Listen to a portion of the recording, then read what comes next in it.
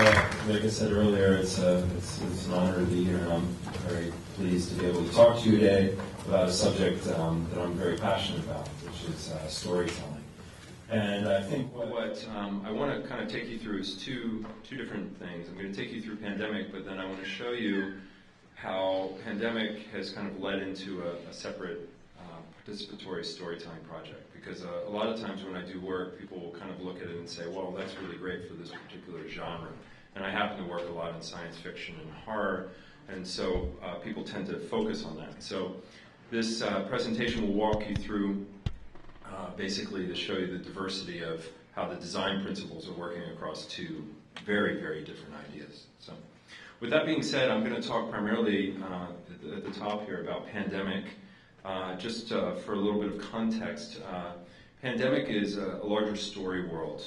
Within it is a feature film called Hope is Missing, which is being produced by Ted Hope and Ann Carey. It's a science fiction horror film that went through the Sundance Screenwriters Lab in 2010, and then returned as a transmedia kind of build in 2011, this past festival in the New Frontier section.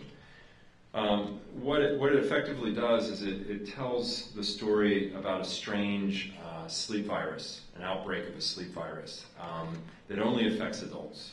And what it ends up doing is kind of creating this Lord of the Flies tale of these youth that are kind of left to their own devices in the world that they end up shaping for themselves. It was an official selection within the Sundance Film Festival in the New Frontier section. And it was a chance for me to kind of experiment with the way in which I was telling stories. Because the real idea, and what I'm very interested in, is how I can make a story accessible to people. You know, how I can make connections within the storytelling that I do, and how I can effectively try to experiment and make them more relevant for the 21st century. So what was interesting about staging it at Sundance was immediately there was about 40,000 people that I could tap as a user base in a live event context. And one of the things I'm most interested in currently in terms of storytelling is this amazing ability to be able to tell something that's global, at the same time have something be hyper-local. So with the design of what we did with Pandemic as it unfolded in New Frontier, it looked at a construction that was really about effectively a 120-hour experience. So within this 120 hours, people were working to stop the spread of a fictional pandemic, right? That sleep virus that I mentioned. And what we were doing was laying over an alternate reality almost. You know, as though it was a time where Park City fell prey to this strange sleep virus. So in a sense, by setting the 120 hours parameters, some of the core things that I did in the construction of this, because one of the principles that I'm interested in is how I can tell stories but then also have them work on multiple levels, right? So we have this 120-hour pandemic that's going to play out over 5 days as a game, effectively, like this gameplay, role-playing scenario. And I thought, well, okay, well, that's a fun thing to do, but what if I give it more meaning? You know, what if I find more of a powerful message within it? How can I do that? And so I turned to two different groups. One was Freedom Lab. They're a future studies group out of Amsterdam, and they work a lot about connected societies and what it means to live in a connected world, and they do a lot of research and studies into that topic. And then the other group was Medic Mobile, who do a lot of services in third world countries using mobile devices to track births, to track disease through SMS, text messages, and things along those lines. And what I wanted to do was I talked with them and talked about two main areas that were interesting to them in terms of research. One was, how does knowledge change in the face of time, you know, over time? And the other was, when you have two different people who know something very valuable but don't know each other, how can they potentially connect? So I was interested to use this as a way to not only entertain, but also potentially pull some data points that could become valuable in some other context. And flashing forward, I'm now working with a number of scientists around this, and we're modeling it in Europe and in different parts of the world as a way to kind of push public health messaging in an innovative way, and then also looking at it as a way to We're modeling off of actual pandemic data and using it in terms of game mechanics within the actual role-playing that we're doing. And then we are also looking at how things spread socially and if there's any connection between the two. So that's kind of a little bit of a context. And so that's on one layer, so there's a serious kind of thing there. But often those things are too serious for their own good. And granted, I'm talking about pandemics, which are pretty damn serious. But in conjunction with that, I wanted to deliver on a genre side. I wanted to deliver with something that was going to be really compelling in terms of a story. So the world that I kind of built and what Pandemic sits in is a world that consists of a number of really kind of interesting elements. Within it is the construct of this initial outbreak. So in the initial outbreak, you have effectively these different perspectives from all over the world. And what I've been doing as a model with this is serializing content that can be shot in different territories, right? So in terms of Pandemic, we've received funding from media in Europe, and we're shooting serialized content in Berlin, and Rome, Barcelona, London, Paris. All of that's done with local producers, local talent, local directors. It's kind of done in a format model, looking at how co-production can start to embrace aspects of transmedia. Within that, the construct for this particular version of Pandemic, I piloted that idea. So there was a short film. That short film told the story of a brother and sister who are experiencing this pandemic when it first happens, and their mother is ill and she's sick. They're not sure what to do. Do they leave? Do they leave her there? Do they try to bring her with them? Do they kill her? And it kind of raises all these moral questions. So the film was in competition at the festival. I'm very interested in tactile elements, so it's not always about digital. We created a book. In the book, I'll explain later how that kind of came into play. And in addition to that, there was some comics and short fiction that we had. I'm very interested in connected toys, and toys as a medium, as a way to tell stories, and I'll explain that as I move forward. There's a whole construct that was basically gaming, online, mobile, and urban gaming, that consisted of 50 golden objects that had been placed all throughout Park City.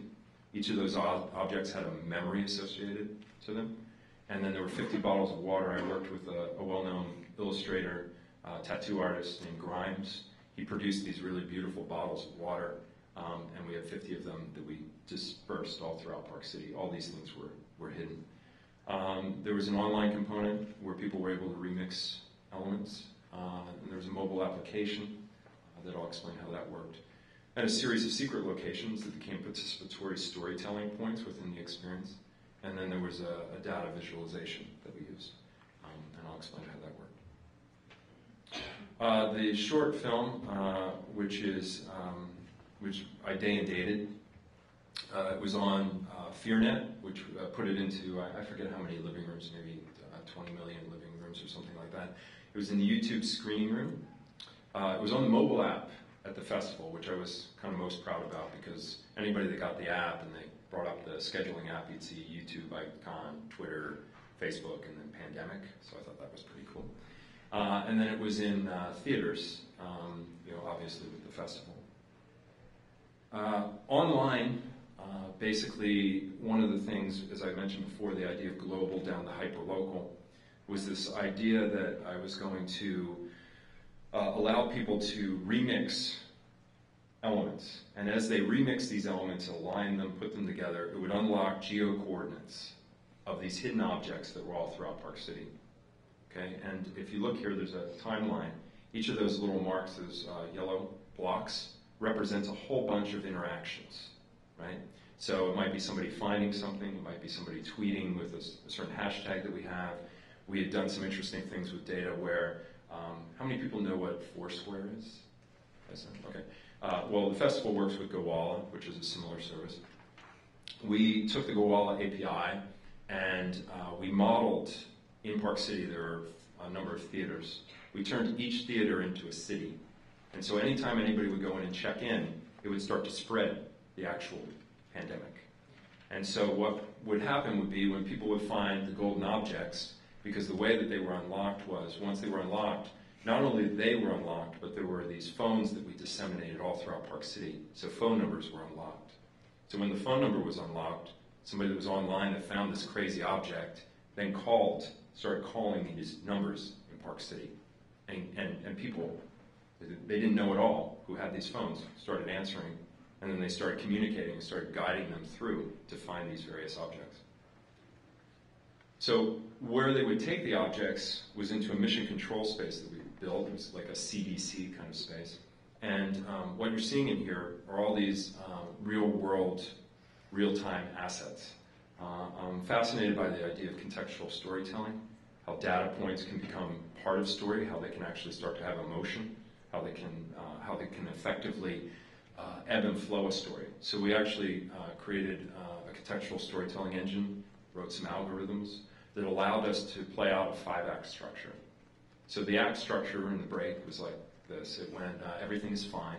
So on the first day, if you went into the room, everything seemed okay. It was pulling these things. It had these interesting kind of phrases on the walls, different stuff. It just felt like normal. The next day was feeling sick, so everything in the room started to reflect that. Then the next day was like loss of control, so the whole room started to change again. And then adults are all gone, and it kind of went into a whole youth theme, and then end of the world, question mark, was the last act break. When somebody could go into this space, they could touch the surface unit, which you see there. As they touched that, it would manipulate the walls. And basically, if you look at the dot pattern there up to the left, that represents different activity within the game as it's happening. The way that we did the phones was, I don't know how many people are familiar with near field communication. It's NFC technology, relatively new. It's positioned to be at the heart of probably about a $1.4 trillion mobile transaction industry. I did a very large deployment of NFC, and what makes it unique is NFC works, unlike a QR code or a barcode where you have to turn on your camera and then you turn on an app. NFC is like aware. The device is aware. It gets near something, it turns on, and you can do different things with it. It has amazing storytelling applications. So we took about 600 NFC tags and put them all throughout Park City. A lot of them were on the golden objects, others were in different places, and I'll explain that. But one of the central things, and what worked really well, was the dissemination of these phones. So we passed them out in biohazard bags with like hand cranks so they could be charged, and they went from person to person to person. And when somebody would have it, it had a closed application on it, right? So when you fired it up, it was a morality app. It would start asking you these questions like, your wife is sick, do you let her in? And it would escalate as it went, and then it would have simple tasks that it would ask you to do. What's interesting about that is anytime the phone was used, there was a handshake. So we knew the geo-coordinates of where that phone was. We knew how long somebody was on it. We knew how many sessions that we had. We knew how far they went through with the morality questions. And all those things became variables that we pulled out of it. And what's interesting is there were 50 phones. 33 of them came back, 17 never did. So, but what can you do? What was interesting is when the phones came back and somebody took them to mission control, they could set them down on the Surface device and they would bring up any media that had been shot with that phone over the course of the festival. So they basically became these tapestries of the festival in real time as it was actually happening. That's an example of the bottle of water, and when somebody would come in and they would set it down on the surface, the whole room would change. And it's a little hard to see, and I'll play a fan-related video that captures the feeling of the experience. But it's basically a congratulations screen, and they've effectively saved 100,000 people for bringing that bottle of water to the actual location. From there, I also had an adjacent room that I created, which was effectively almost like a tomb. And it was all dark in that room. And when you walked in, you just had a flashlight. And so you moved through the room and you shined the flashlight on the pictures, and all the photographs, all the portraits that we did had people with their eyes closed, symbolically matching the theme of the sleep virus. And what you came to realize is that each of those people was related to a golden object that was hidden throughout Park City. And they all had memories, and there were stories that connected all these people. And there was a reason that this thing had spread. And so you can see the book there. One thing I'm always interested in is the tactile, the way that somebody doesn't have a smart device. They could flip through the book and they could get a sense of what an object was related, how an object related to a person and so forth and so on. When somebody would come in with one of the Nexus S phones, which is NFC compliant, they could walk up to the wall where all the eyes were closed, and they could hold the phone up to somebody's face, and on the phone their eyes would open. So all of a sudden there would be a connection to that person, as though they had awoken, right? And it would then become a story portal for what we were doing with the story. That's an example of what the golden objects looked like. They were very simple, but they had a variety of codes on them, barcodes and certain things. I experimented with the idea thematically within the story, because a lot of these things are all driven by story. They're all driven by themes. They're all driven by these things that I'm looking to do with the story that allows me, similar to how it is to rewrite. If anybody's a writer in the room, you know that a lot of the writing comes from rewriting. And I'm very interested in these touch points, How can I try something, put it out into the world and see if it works? Within the story of the story world, there are a number of these strange totems that the adults, when they contract the sleep virus, they end up getting like this crazy head cold. It's like the worst head cold you could ever imagine, and their heads become encased in like a caul, and it fills with like embryonic fluid, and they become faceless.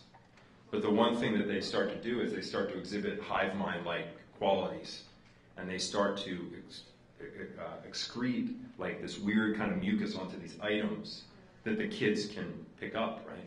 And when they pick them up, there's this euphoric feeling where all the memories and all these things come rushing back in. It's kind of like a metaphor for a database, a metaphor for a connected society. And what I wanted to do was experiment with that. So we created a number of these prototypes of effectively this bear, and in the stomach of the bear was a camera, right? And in its eye was an analog slide viewer.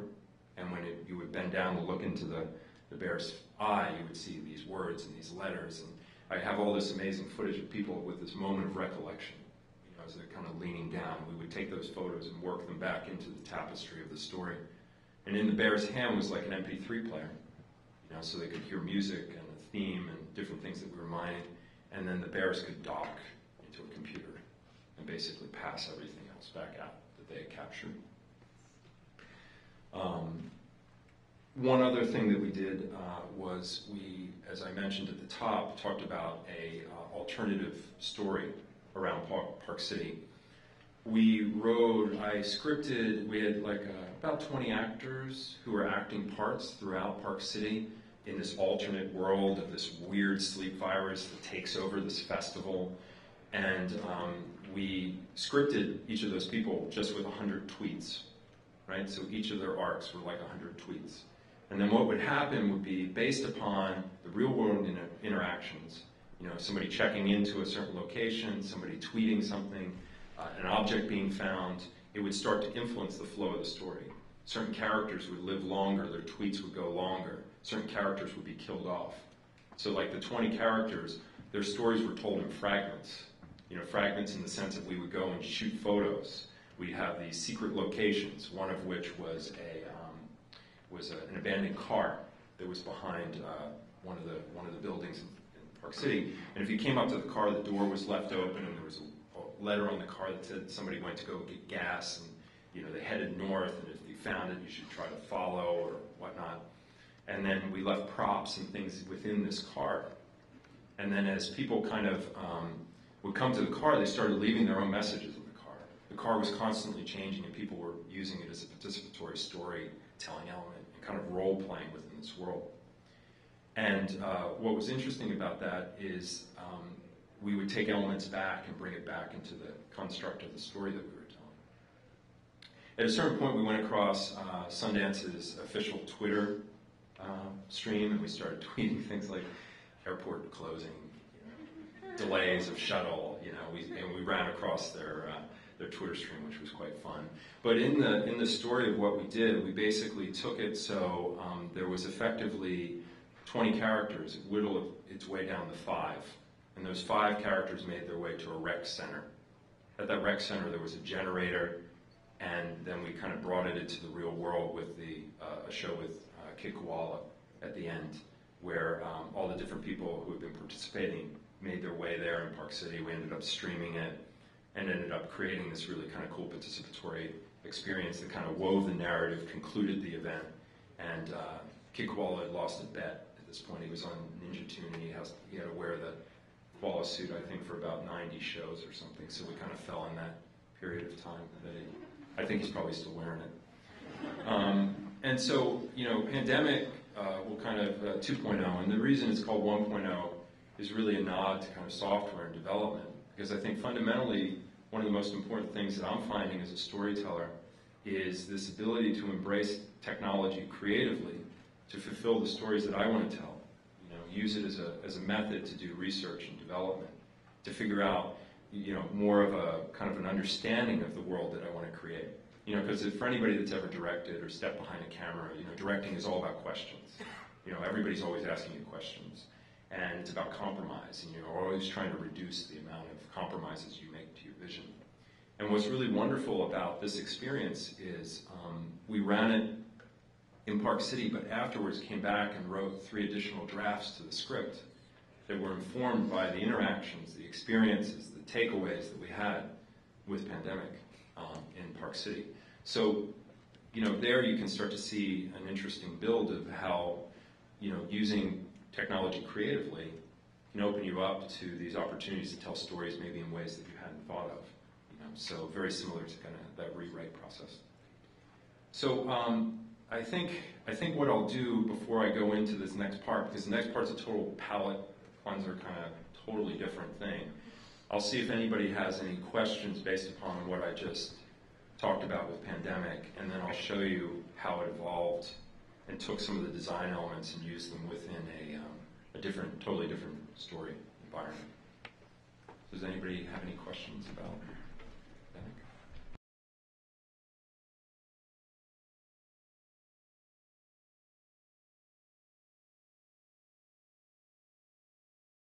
I think probably the most successful element of it was phone-based. That interaction. Because the one thing I found in design is anytime you can actually touch someone in some way, whether it be somebody passing a phone and somebody physically being there to take it from them, those are the strongest entry points. In terms of the way that the design worked, we try to design with like a multiple layers of interactivity almost, so there's different ways that you can kind of come into it. I think if I step back and I look at Pandemic and I look at the design, there's certain things that I'm trying here where I could have effectively probably gotten by with maybe half of the things that I did. But I was interested in trying as many of them as I could because I felt like it was a really good test bed for it. I think when I kind of look at the design and what I've been able to take from this and derive from it is an understanding of, clear call to actions. You want a clear call to action, you want to guide somebody and you want to have like what's not, like kind of golden path almost or whatnot. And I think that in this particular instance, the clearer the call to actions are, the better you see the uptake of it. I think some of the interesting things that we have within an environment like Sundance, which is typically a film festival environment, was people's understanding of what this experience was in relationship to what they do at a festival. So we were dealing with a variety of, from technically savvy, early adopters who were totally into it, to people who were interested in New Frontier because of the art and the things that were there, to then other people that would kind of discover it because it was out in the world and somebody gave them a phone, and they're like, what do I do with this phone? And then it would ring, and I'd be like, oh my God, it's somebody from Australia, this is so weird. Screaming about something they had to go get, that was hidden somewhere. So it's kind of like you look at it and you kind of pull those points, and I think one of the things that I'm constantly trying to do is refine that. Trying to refine that user flow, that narrative flow of the stories that I tell.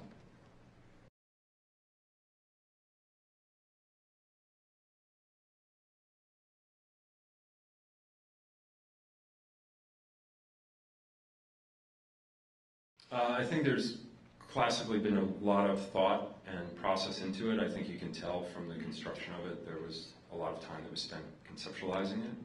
In terms of the actual production of it, we had a very, very short time frame. We worked and developed everything that I talked to you about probably within a 2.5 to 3 month window.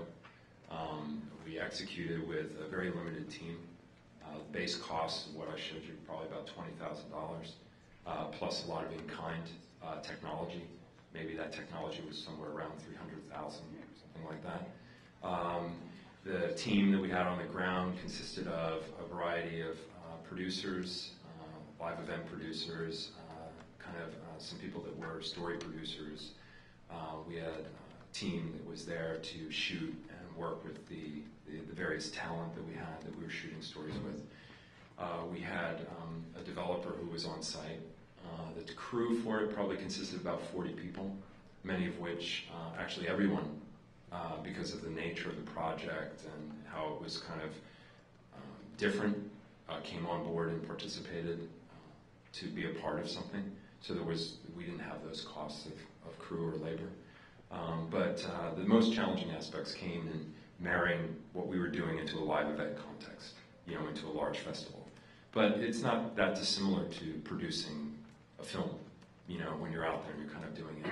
It's just different touch points. Thank you.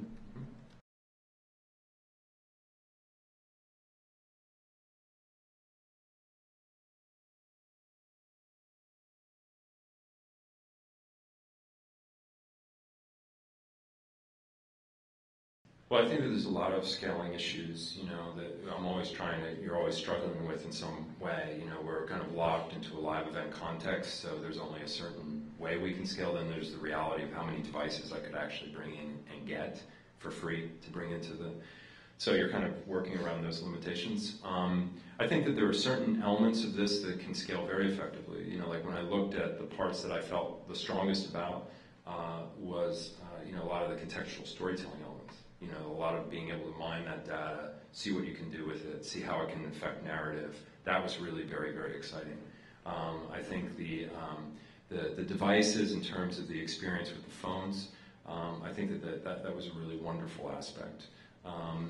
Would it have been, I think it would only have been increased with more devices. Like I think that sensation would have only been better with more devices. Although some of the future designs of what I'm doing work with scarcity in a totally different way. Because I'm fascinated by, this binary world that we live in and how everything can be copied, but then I'm really interested in this idea of scarcity and what that means and how things are unlocked. So I think it would have been aided in this particular instance with more devices, actually, because it would have played to some of the scarcity things that I wanted to do. So if there were 1,000 phones, or if NFC was more compliant at the time and anybody could have used it, which is not that far away, then that would have been electric. Then you would have had like this amazing thing where everybody was kind of trying to hunt these things out. It's no different than like how you sit down and you say, oh, here's a budgeted script that I think is going to be $50 million, and then, okay, here's a version I can do for 10. It's the same principle.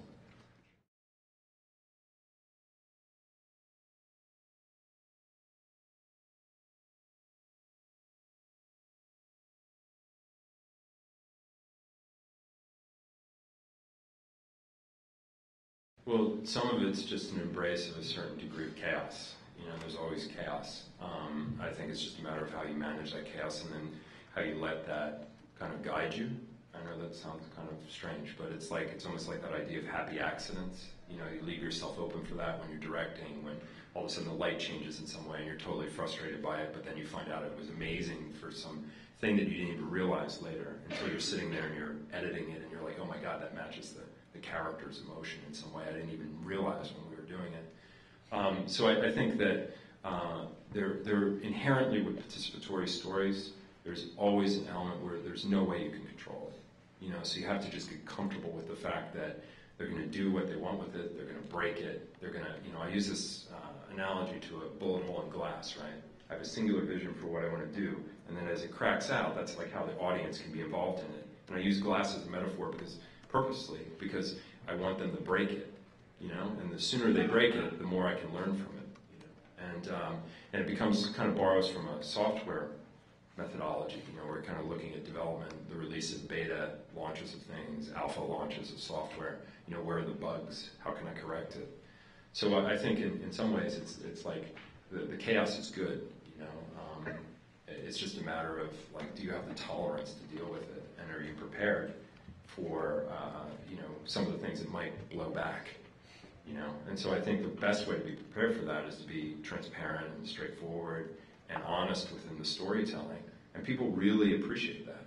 You know, when they see the intricate design, when they understand that they're touching something that's an immersive experience, you know, they accept it in some ways. Or for others, it's not their thing, but I think a lot of it comes from that consistency of the voice and the style and the way that you kind of create the texture and the world around it.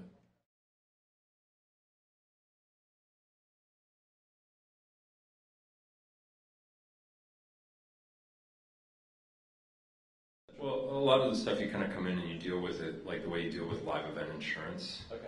You know, so you kind of give an umbrella around that, and there's certain parameters that you try to work within. So a lot of it falls under a very similar thing to live event insurance. Okay. Other things are you try, you know, we'll try to put together some degree of kind of rules, or we're always really interested. Another thing from that Peter Sims book that I mentioned earlier today that's really fascinating, and it really comes into play in the second example that I have, is this idea of extreme users. And he says to test with extreme users, but a lot of the things that we end up doing is actually creating with them. And so that starts to give you a foundation and a base, very similar to like how you have moderators in certain types of communities, or how you've heard the stories about how somebody started as a moderator within World of Warcraft and then ended up moving up and becoming something more substantial within that community. Is just giving the right tools and communicating clearly with them to let them know. You know, that's the beauty of certain things with fan culture. I mean, I have a project that's running right now that has 50 amazing collaborators from all over the world participating and pushing the limits on what's even possible with that story. So I think it's like concentric circles, you know, like you want to give yourself an umbrella in terms of the live event context, in terms of what you normally do insurance-wise. And then you want to kind of create these fail-safes almost, you know, empower people to help you. And a lot of times it's just a matter of them needing to know what to do.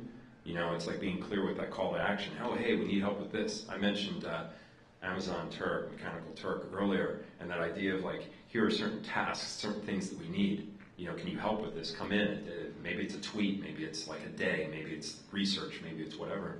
So the more we kind of do that in the design, then we're kind of really embracing the participatory side of it. So, okay, so I think at this point I'm going to segue into the second part here. Now the second part is a lot more light. This is an example of the team that was involved. I'll leave that on as I update this. So the next example really kind of plays off of the hyperlocal and the global, and I kind of extended on that. It plays with the idea of connected toys, and it plays with the idea of a co-created story world. And so what I wanted to do with this project is called Robot Heart Stories. It stems from an interaction that I saw between my 3.5-year-old son and my mom. When they would sit down to read on the iPad that we have, my mom would be teaching my son how to read. And then at the same time, my son was teaching my mom how to use the device.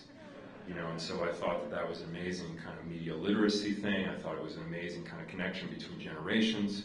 And I really wanted to kind of jump in and explore that. So the story behind Robot Heart Stories is a robot crash lands in Montreal and needs to make her way to Los Angeles. She works primarily with 2 5th grade classes in disenfranchised schools, at-risk students, class in Montreal, French speaking, and a class in Los Angeles, English speaking. And together, those students use math, and science, and geography, collaborative problem solving, and creative writing to move the robot across North America. What ends up happening is the robot effectively needs to get back home. And so the students, as they do that, the robot is transported by a team of photographers, award-winning photographers, and a documentary filmmaker. And so wherever the kids want the robot to go, the robot travels and goes there. And what's really kind of exciting about the project is effectively all along the way, the kids are building this story. They're building this world. And effectively what ends up happening is at the end, when the robot makes its way to LA, all the kids' stories their artwork, and the robot itself are actually launched into space. Okay? So they're literally launched into space.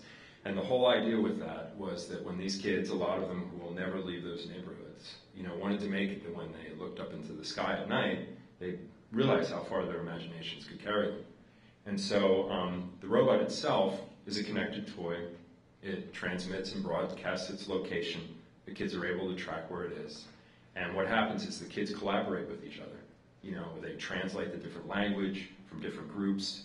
And I'm going to show you something really, really cool, because I have this thing, it's almost like these participatory surprises, right? You have no idea what you're effectively going to get. And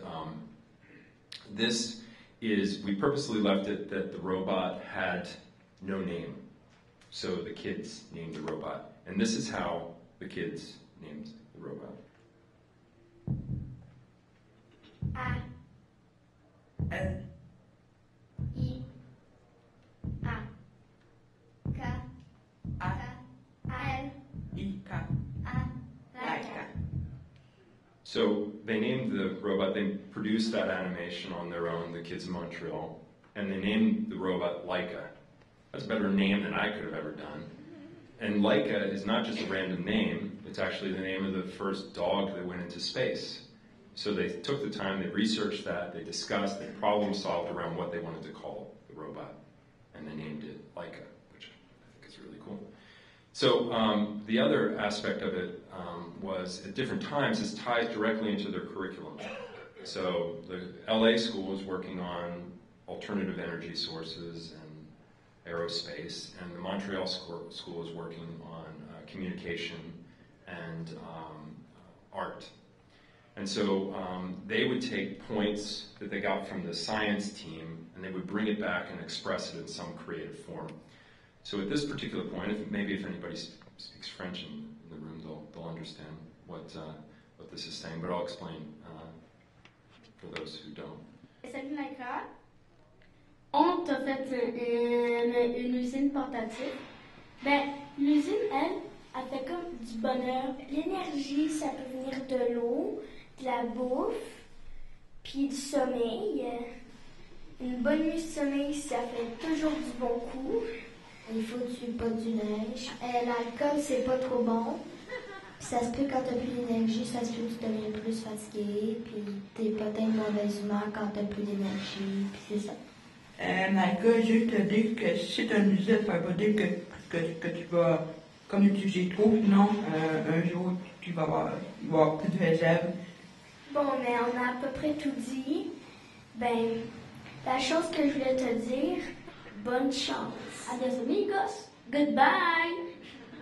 And so the factory makes smiles and hugs and love, and it teaches her how to communicate, and then there's a nice little telescope on the front of it with a seat so she can look up into the sky and see where she came from. And so the kids would prototype. They basically went through a series of ideas before they came up with that, and then they produced that animation, and then they shared that back to the other kids in Los Angeles. And so in the design, it started seeing it work, and this is we launched this like a week and a half ago. But some amazing things started to happen because we have this participatory side where people could create like a heart-packed light and what we call a heart-packed mini robot. And because the robot is powered by passion and creativity, we asked people to share something that they're passionate about. And so we started to get things from all over the world where people were creating these things and putting them into creative uses of basically creating their own robots.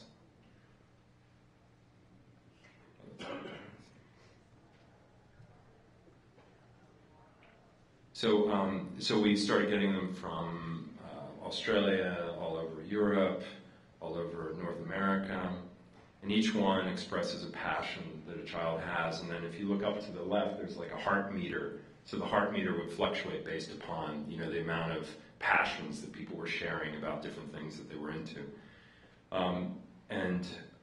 The bottom one's down here with the balloon. That's a large one that a first grade class in Australia made. And this is all over the last, like I said, like the last week or so. And in addition to that, one of the really cool things was, if you see the one that matches to a book there was an autistic class in New Jersey that started using it as a way, as an exercise with around passion with reading. And the teacher contacted me and told me that the kids did the robots, that they could color in, write what they were passionate about, and then the library had them match that to a book. And she told me that it was the first time that those kids all took out the books that they picked, which I thought was really cool. So in terms of, there's one more in here I want to show you guys. People just doing it from all over the world. These are actual, somebody took the time to make a yarn version of it and release the pattern of it. And then this is an example of kind of like what the journey is like, when the photographers go out and they do different things. There's like a story that's kind of created with the robot that represents like what the robot is doing. That's all inspired by what the kids are doing. So, the real kind of exciting aspect of this project is the way in which we're seeing the kids co-creating this story world, right? And I think what it gets me excited and inspires me is this. I've often felt like, in some ways, the stories that I'm telling are almost, in some ways, maybe for an audience of tomorrow. And in a lot of ways, these kids are so connected and they're so creative and they're not inhibited in any way that it becomes this amazing kind of moment where it's a freedom of creativity, and the connection that it has to actual education is very strong. And I think what's interesting about this project is it totally comes from outside the system. We're not funded in any particular way. We actually are moving faster than grants. We're moving faster than brand support. It's bootstrapped. I sent out a text that said, doing an interesting project with at-risk kids, robot, and actual space launch, who's interested, and ended up with about 50 different contributors in 8 countries, collaborators in 8 countries. They're educators, they're storytellers, filmmakers, game designers, and people just got excited about the project. The way in which we're working on the co-creation side is incredibly messy. There's not really good infrastructure for it. The technology's not necessarily there. So we're constantly it feels like you're building Frankenstein on the back end to try to make it all work. But I think when I look forward at this, and this is one in a trilogy of stories, it's air, land, and sea. The second one is called Wish for the Future, and people make a wish, and then people grant it with a story. Those wishes that are granted are then placed in a time capsule for 100 years. Within that time capsule, we put analog things in there, and we also are working to put something in that's digital that can be rebooted.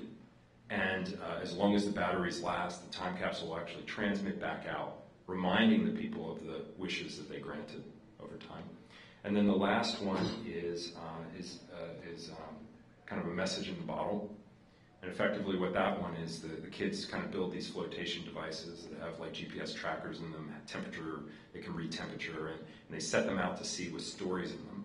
And then they're able to track them, and they learn about water conservation, they're able to learn about various elements of how tides shift and so forth and so on. And so it's like a 3-part thing. But the real thing for me as a storyteller is kind of looking at this and finding a way to effectively tell stories that are participatory, because I became really interested in what's storytelling going to be like in the 21st century. Everybody always talks about what they think it's going to be like. There's a lot of discussion around it. My whole thing is doing. It's actioning on it. It's like making it happen, like willing it into, reality.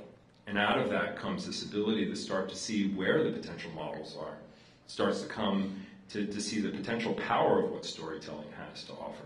And so when I said at the earlier part of the day that it's an amazing time to be a storyteller, I think that when you open yourself up creatively to what story is or what story can be, the only thing that restricts you is your own thinking of what a story is. And in many cases, the funding opportunities for things like this will continue to open up.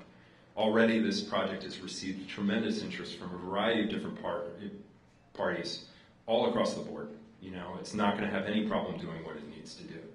But if I would have waited, gone through the proposals, waited for somebody else's permission, it wouldn't have happened as fast as it did, and it wouldn't have had the same results that it did, you know, or is having. Because this was born out of a hackathon in May, where I went in with a bunch of hackers, myself, another writer, and designer, and we gave birth to the project in a form. So it started in May, and here we are in October, and we launched it. So we rapidly prototyped it.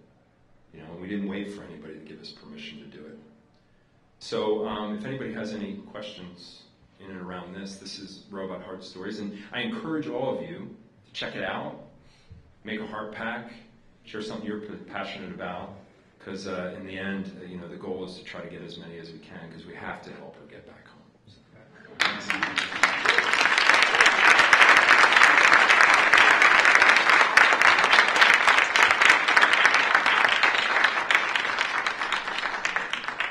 I think we have some questions, or we have 5 minutes where we can take some questions.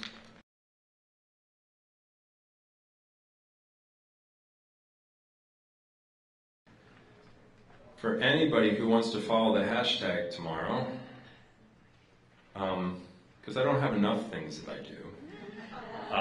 DIY Days is a really wonderful thing that I set up a number of years ago that's kind of based on, it's based on the idea of kind of opening up the creative process. And what we did yesterday was really neat. We did this thing called Wicked Solutions for a Wicked Problem.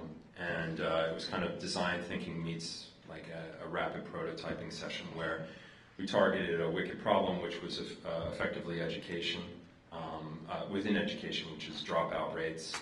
And basically, the idea of the session was we brought researchers together with educators and effectively with hackers and game developers and storytellers, and we kind of attacked this idea of dropout rates. And then at the end of the day, after going through this really kind of interesting design thinking exercise series of thought processes, we prototyped those ideas, manifest them into like using Play-Doh and Lego into these conceptual models of what we wanted them to be. And then today, they were passed to about 50 hackers who then kind of attacked those models and started to manifest them as prototypes, which will be presented on stage at the close of DIY Days. DIY Days is just you know, all about the future of storytelling, innovation, creativity. It's a free event, always staffed by volunteers. We've done 9 of them. It's a huge event, and I'm actually here talking to you today because we have such a great network of volunteers and people that make things happen. We have like 40 different sessions. I'm sorry, 40 speakers tomorrow, 30 different sessions, and it'll run all for free. And these 7 experiences that we run, so if you ever get a chance to check it out, or you can follow it at DIY Days is the hashtag.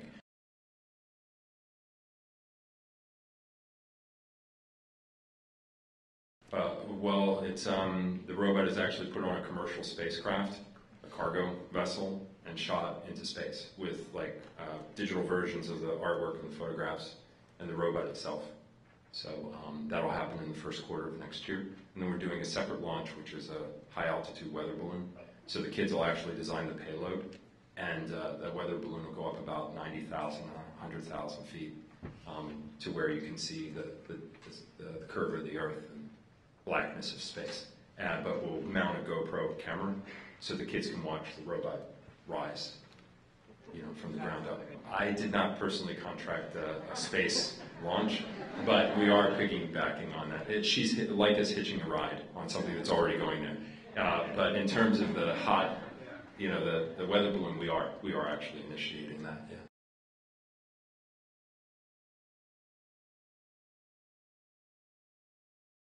No, what happened is it really kind of came out of, we matched into 2 groups, Story Pirate, which is an experiential learning group that does really amazing work in New York and Los Angeles. And then we launched the project at the Festival of New Cinema in Montreal. And through them, we were able to connect with the Dr. Julian Foundation there. And so that gave us the base. All the other schools I mentioned just came through them hearing about it. And in a lot of ways, I think it was very similar to what one of the teachers told me, where as they started to do it in class and other kids would come into the library, they would all say, do we get to play with the robot? And so I think what ended up happening is people said, you know, how can we play with this robot? What is this robot thing? And then they kind of just took it from there. So, but no, I mean, the collaborators really came from just like a couple tweets, and it's really just taken a life of its own. Okay, well, thank you very much.